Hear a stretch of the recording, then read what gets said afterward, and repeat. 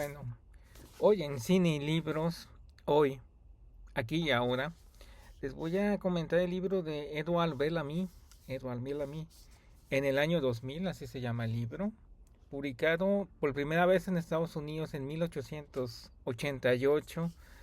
Es un género de ciencia ficción porque trata de Julian West, que es un burgués de Boston, de la alta sociedad burguesa, empresario, comerciante y navegante, que vive en esa ciudad, en lo que es el norte de Estados Unidos. Y en un momento de su vida, después de un baile y convivir, en las primeras páginas lo menciona Edward Bellamy, pues es un miembro de la alta sociedad estadounidense, de buena cuna, hijo de comerciantes. Se duerme y despierta en el año 2000. Esa es la premisa inicial de esta novela de género de ciencia ficción porque es un viaje en el tiempo. Julian viaja al futuro, ese futuro que Bellamy planteaba en el siglo XIX, el siglo XXI llamado así. Ve un mundo totalmente diferente a lo que era Estados Unidos, le llaman la Edad Dorada. Ahorita voy a explicar qué es la Edad Dorada de la época de Estados Unidos, cuando florecen las ciudades de Boston y Nueva York. Donde en este mundo en el año 2000, según Bellamy, según su visión de Bellamy, estoy hablando de que Bellamy lo escribió en 1888 y se publica. El año 2000 ya no hay pobreza en Estados Unidos, la desigualdad desapareció, tampoco hay injusticias y plantea que hay una sociedad, vive una convivencia y paz, que él dice una paz. Y también no lo menciona Bellamy, no se atreve a decirlo, que desapareció la esclavitud. No lo menciona, ningún momento de su libro lo dice que desapareció la esclavitud. Es una novela, una sociedad que presenta ese año 2000 Estados Unidos o los Estados de América, así le llaman los Estados de América, unidos en América. No está, es una sociedad donde el Estado es completamente controlador de todo, de la producción, y hasta hay una parte de los capítulos, son 25 capítulos, la novela de poca duración en sí, son 300 páginas, este libro tiene más relatos, y en esa ciudad, este nuevo Boston que él plantea, pues no hay desigualdad, no hay injusticias, pero todos tienen trabajo, trabajan y se jubilan a los 45 años. A los 45 años dejan de trabajar y ya tienen suficiente ahorro que los obligaban a tener para poder subsistir. La visión de Bellamy aquí es, a ver, en Estados Unidos siempre se le ha temido al Estado controlador, al Estado vigilante, al gran hermano. Se le ha criticado a la sociedad controlada, Divergente, los Juegos del Hambre mencionan una sociedad totalmente controlada por un Estado totalmente poderoso, donde el ciudadano deja de ser libre. Bellamy aquí lo plantea de una manera distinta. El ciudadano es ciudadano, pero el Estado le provee de todo: educación, vivienda, comida y más, hasta esparcimiento. Durante esto, Bellamy, su gran crítica a esto es que él, cuando ya estando en el año 2000, sueña con que regresa a su época, a 1800, y ve que hay más gente más pobre, desigualdad. Y también presenta un momento muy adelantado de su época, que es que las mujeres trabajan en todos los puestos laborales habidos y por haber en el año 2000, según la novela de Bellamy. Provoca la reflexión en que la sociedad debería ser justa en lo que debería de tener, en los derechos, en las oportunidades, y que no deben ser excluidos y que todos trabajan para todos. Es un ideal socialista hegeliano, no marxista. Voy a decir que no es marxista, porque el marxismo es una crítica al sistema capitalista, no es la solución al capitalismo, no. Entonces Bellamy aquí, en esa novela, en el año 2000, se queda Julian West ahí en el año 2000, ya no regresa a su época, y él sigue viviendo en ese mundo utópico donde no hay ni delitos ni más. Ya en otro de los relatos que vienen en este texto, que tiene varios relatos, se menciona una novela, un cuento que se llama El Mercado, del mismo Edward Bellamy, que fue hasta panfleto y fue divulgado, donde el mercado nos dice una sociedad donde la gente está viviendo en una tierra árida, un desierto. Todos se dividen en el trabajo de buscar agua.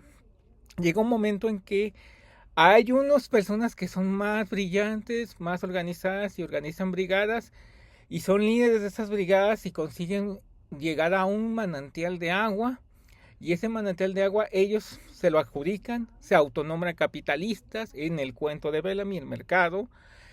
Ellos, esos, a las demás personas de la sociedad les venden el agua, la cubeta de agua por 2 peniques. Hacen que la gente trabaje, le hacen que la gente vaya y trabaje por 1 penique, le dan 1 penique por una cubeta de agua que logran recolectar y la vacían en un gran recipiente. En un gran recipiente. Si la gente necesita agua, cobran 2 peniques la cubeta. Si tú trabajas, te pagan 1 penique la cubeta. Eso menciona Bellamy, el mercado. Esos son los capitalistas y los trabajadores de la sociedad. Está dividida en 2 clases sociales, según el marxismo. Llega un momento en que están algunas personas que llegan de fuera de la sociedad y agitan a los demás y los están tratando de decir que no hagan ese trabajo. Los agitan y quieren hacer una revolución y hacer una igualdad donde todos tengan la misma agua, porque si tú trabajas por 1 penique por tu agua, ¿por qué te tienes que pagar 2 peniques por la misma agua que tú trabajas? Según el planteamiento de Bellamy. Y llega un profeta. Aquí la visión de Bellamy es muy interesante. Un profeta. Y dice que no, que todos deben tener la misma cantidad de agua de acuerdo a su trabajo. Ahí es la visión socialista que plantea Bellamy en ese cuento que se llama El Mercado.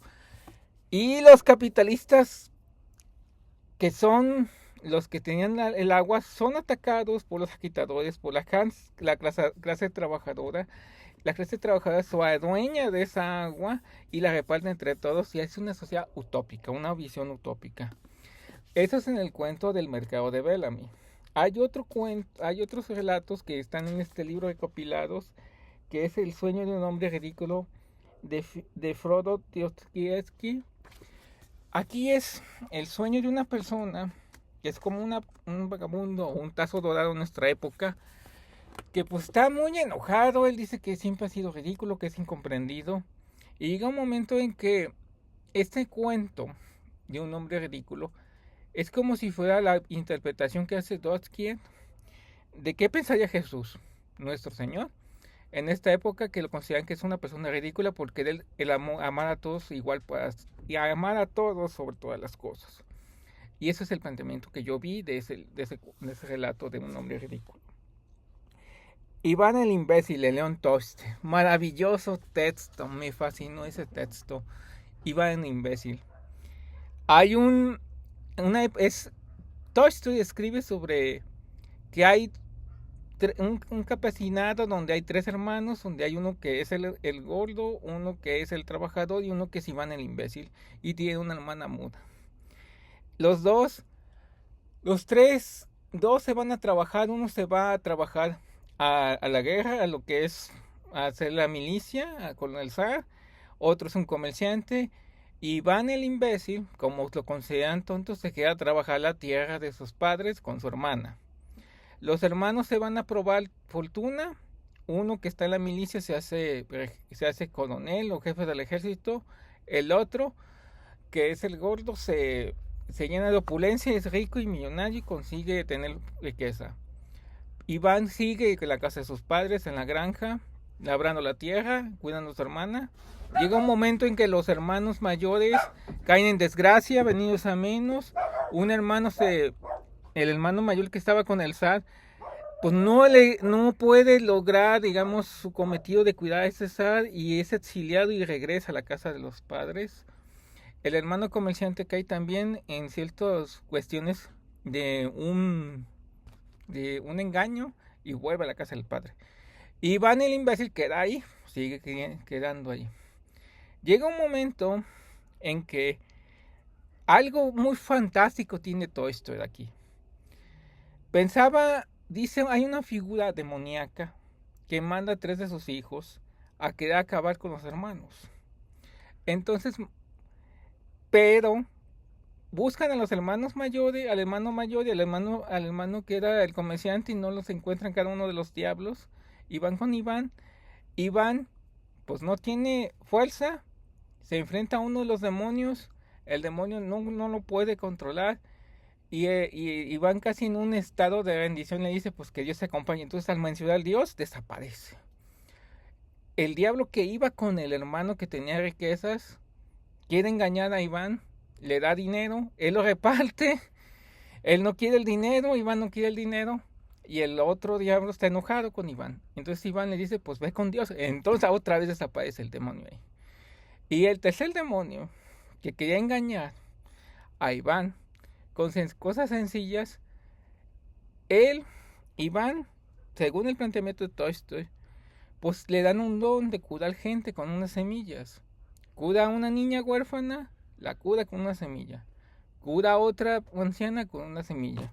Y el diablo le siembra a una persona enferma, pero le dice que hay una persona que debe, que está muy necesitada, que es la hija de es una princesa de un zar, que si la cura lo va a hacer zar.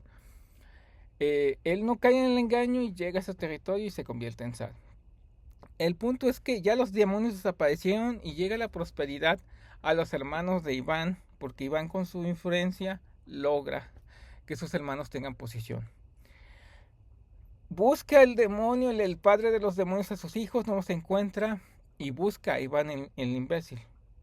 Pero va con la hermana, le quiere hacer el daño, otra vez secuestran a la hermana.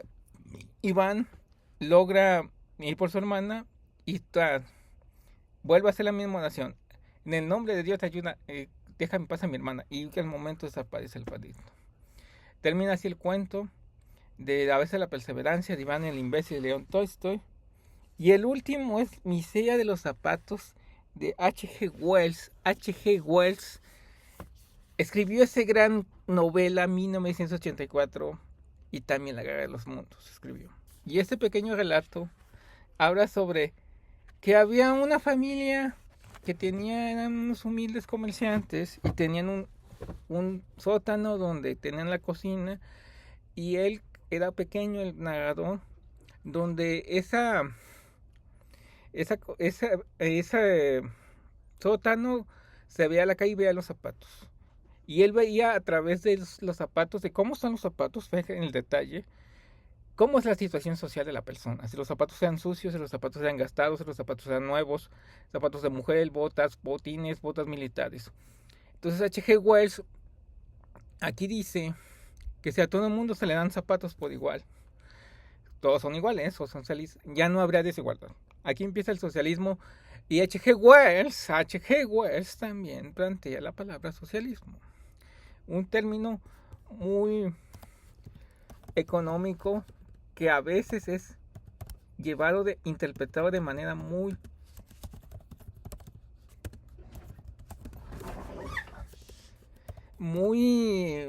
vaga, yo diría. El socialismo económico es un sistema social donde se crece porque la propiedad es de todos. Les voy a decir un cuento que yo siempre uso. En una sociedad socialista, alguien hace el campo, siembra, cosecha el trigo, alguien mole el trigo, ese trigo lo hace en harina, alguien hace la harina, alguien empaca la harina, alguien hace la masa de la harina, alguien hace el horno, alguien hornea ese pan, y ese pan lo reparten a todos, pero de nadie es el pan, porque en el socialismo económico no existe la propiedad privada. Acá, a diferencia, alguien es dueño, un campesino en el capitalismo una persona es dueña de la tierra, la trabaja, vende su producto que es la cosecha, alguien la compra, esos granos los transforman en harina, esa harina se vende a otra persona, esa harina se llega al panadero que la hace masa y le vende panes y consigue dinero por eso. Y de la persona que compra los panes, son los panes, es la propiedad privada. Entonces, En el socialismo también se plantea que el Estado-nación, el Estado como llamamos gobierno, tanto el relato de Bellamy, H. G. Wells, plantean que existe el Estado, el gobierno controla, planifica y nos dice qué debemos vestir, qué debemos leer, qué debemos comer, cómo debemos hacerlo. Hay una planificación importante y una distribución de los medios de subsistencia, no riqueza, ¿ves? La riqueza no interpretada desde una manera de acumulación de dinero, no, no. Hasta hay una fase que dice Lenin, el imperialismo, que es el fin del capitalismo y es el fin de lo que es el atesoramiento de tener dinero físicamente. Y ya no existen las clases sociales, ya no existen pobres, ni ricos, ni burgueses. Es una visión muy utópica porque se llevó a la práctica en sociedades que todavía están existiendo en nuestra época, la antigua Rusia, la Unión Soviética. Lo que me llama la atención de esto, cerrando ya mi comentario de Edward Bellamy, en el año 2000, edición del 2011, esa es edición 2011, publicado por primera vez en Estados Unidos en 1888, donde él plantea, y hasta los partidos pequeños que surgieron llamados el Partido Comunista Estadounidense, el Partido Socialista, y hasta Bernie Sanders, en algún momento citan discursos a Bellamy en que debe haber igualdad, que la propiedad privada no la desaparecerían, pero la distribuirían entre los demás que no tienen. Me llama la atención siendo estadounidense, siendo una persona burguesa, su origen es, pues, yo diría, pues eso, burgués. ¿De dónde salió Edward Bellamy? Este, eh, mm, un escritor estadounidense, sí, que nació en cierta época. Estoy buscando, digamos, cuál es la biografía de Edward Bellamy. Yo digo, es escritor totalmente estadounidense que critica el Estado, que creó la desigualdad. Este es escribió varios ensayos y lo que me llamó la atención es eso, que critica lo que es la pobreza en su país. Nació en 1816, murió en 1886, después de publicar su novela. Me llama la atención que El Capital de Carlos Marx fue publicado en 1865. Murió de tuberculosis. Famoso por esa utopía que le llaman Looking Back, o en el año 2000, regreso al año 2000. Y lo que él vivió en Boston, Massachusetts. Su padre era ministro de la iglesia bautista de Joseph Bellamy. Su padre era Joseph Bellamy, era un ministro de la iglesia bautista. Si luego se convirtió en ministro, se dice por aquí. Vivió y dio sus sermones en Salem, también en Salem. Y él dio clases también en Union College y en Nueva York. Y también escribió para el New York Post. Sí, escribió varios artículos al New York Post. En el Bellamy. Entonces,